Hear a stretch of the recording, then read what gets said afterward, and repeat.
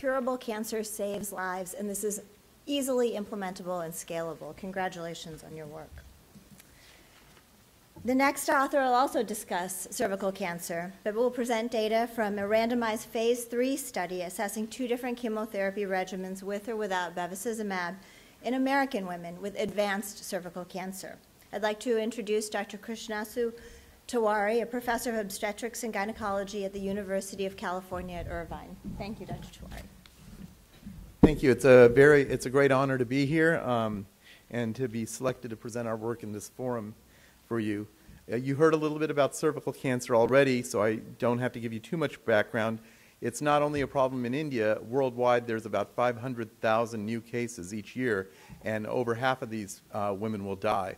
Cervical cancer is a little bit of a unique cancer in that it's caused by a virus. We can screen for it. We can prevent it with vaccination. However, it does affect young women. And so what happens is women die during their prime years of their lives, and their children lose their mothers early. So it's a very unique and difficult disease to treat when it gets out of hand. For patients whose cancer has relapsed, which is the subject of this study, there are very, very few treatment options. Unlike some other solid cancers, cervical cancer doesn't really respond to different chemotherapies. In fact, the standard regimen, which is listed on this slide at the bottom, cisplatin plus paclitaxel, is a regimen that probably extends survival by about 12 months or less. And then once patients don't respond to this drug, they die. And so we were very interested in the Gynecologic Oncology Group to study different methods to manage this disease. One very big problem we had with this disease is drug resistance. In patients whose cervical cancer is newly diagnosed, we've learned that by using the drug cisplatin, which is one of the drugs we use when people relapse, if we use the cisplatin with radiation therapy, we can cure those patients. Many of them can be cured. But the patients who get treated with the drug cisplatin and radiation, those patients that relapse, they're resistant to the cisplatin. So using this chemotherapy regimen that's at the bottom of the slide is less effective these days because the patients have been exposed to the cisplatin earlier with the radiation. So we needed some new therapeutic options. Now, tumor angiogenesis is the process where a cancer starts forming blood vessels to the host in order to nourish itself. Originally, when a cancer is very small, it survives through diffusion of nutrients that get into the cell through passive diffusion.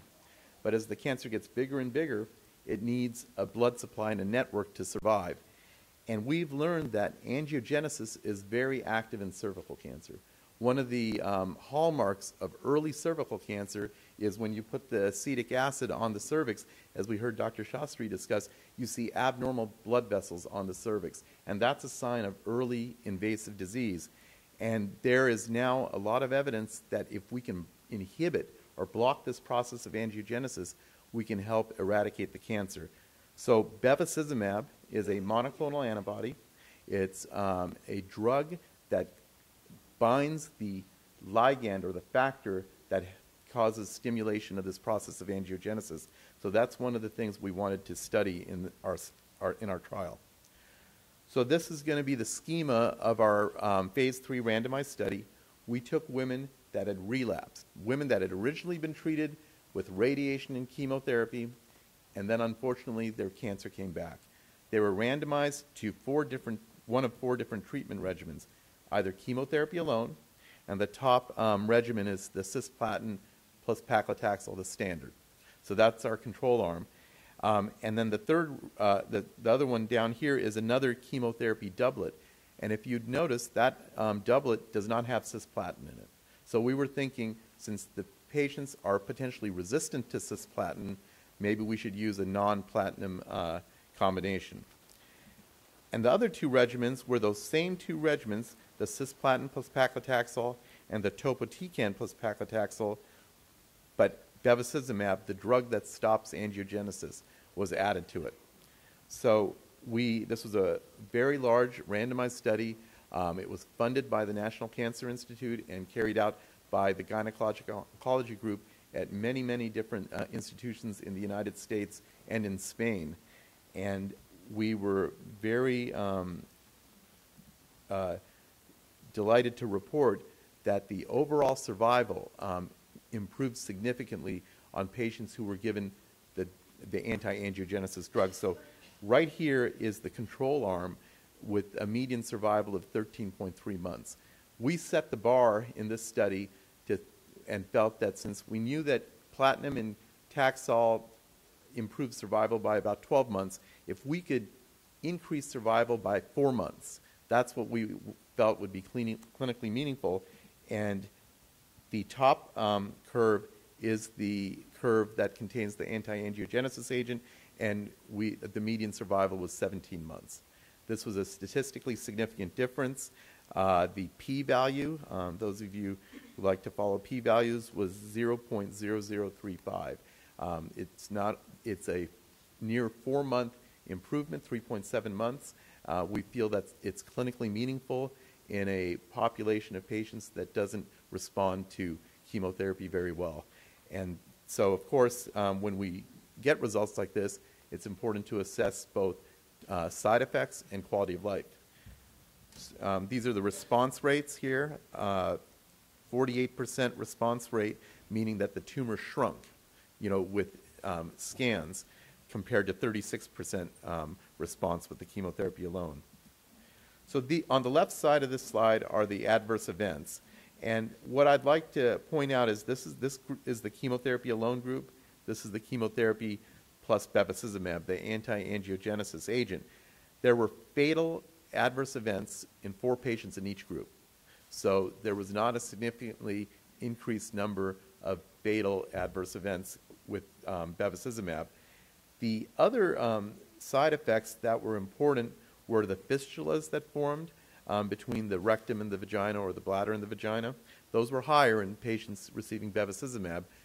That is a recognized complication of this drug, but the rates were relatively low at 8%.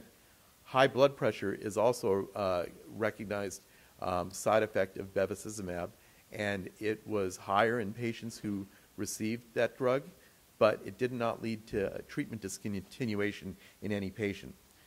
The other thing was blood clots were increased in patients getting bevacizumab, but that rate was only 3%. None of these side effects are new side effects with bevacizumab therapy.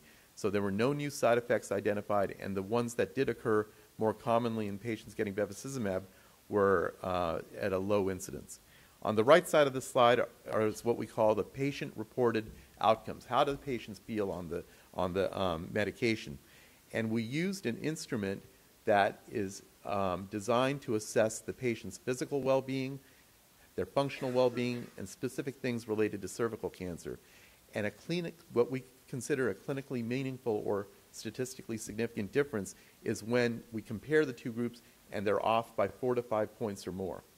In this study, the difference between the patients receiving bevacizumab and the patients receiving chemotherapy alone, the difference was only 1.2 points. And therefore, this assessment indicates that the survival gains associated with bevacizumab did not come at a decrease in quality of life. So in summary, the combination of chemotherapy plus the anti-angiogenesis drug bevacizumab increased overall survival in our patient population.